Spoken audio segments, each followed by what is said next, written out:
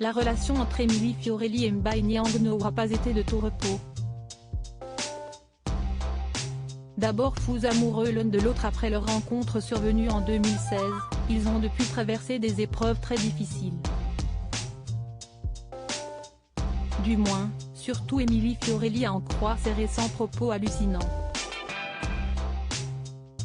Mais d'abord, revenons au mois de janvier 2022, lorsqu'elle annonçait leur nouvelle rupture. Celle qui a remporté la saison 9 de Secret Story se voulait à ce moment-là plutôt discrète sur les raisons de cette séparation mais, quelques mois plus tard, elle révélait avoir beaucoup souffert à cause du père de ses deux enfants, Luna, 4 ans, et Pharrell, 2 ans. Oui, j'ai été trompée et pas qu'une fois.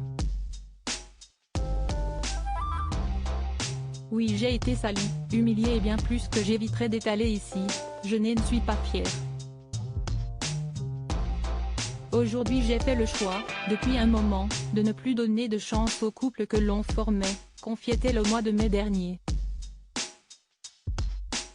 Malgré tout, elle était prête à tout pour que leur famille reste unie, jusqu'à partir en vacances avec Mbai Niang et leurs petits. Je ne dis pas que cela a toujours été facile. Mais on s'entend bien, on a 2 enfants ensemble. Si est important de faire les choses correctement pour le bien de tous, expliquait-elle à ses abonnés sur Instagram. Malheureusement, la situation a viré au vinaigre. Et au mois de novembre dernier, Emily Fiorelli a semble-t-il décidé de ne faire preuve de plus aucune retenue. Vous comprenez pourquoi je me fais soigner. Elle levait alors le voile, preuve à l'appui, sur une facette très sombre et toxique du jeune footballeur qui aurait dépassé de nombreuses limites. Trop longtemps que je prends sur moi.